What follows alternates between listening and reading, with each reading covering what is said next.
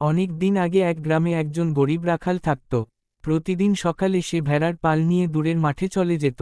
সারাদিন সে ভেড়াগুলো চড়াত, গান গাইত, আর আল্লাহর নাম করত। রাখাল ছেলেটি খুব সৎ ছিল। সে জানত, ভেড়াগুলো তার নিজের নয়, এগুলো মালিকের আমানত।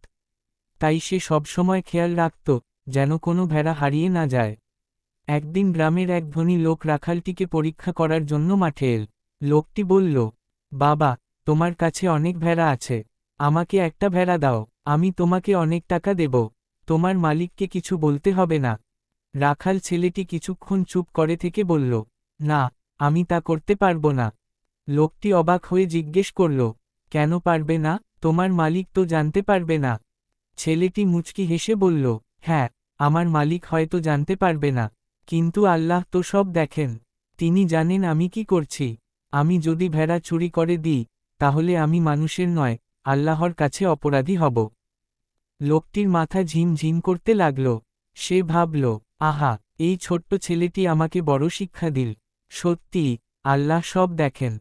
পরদিন সেই ধনী লোক রাখালের মালিকের কাছে গিয়ে সব ঘটনা বলল।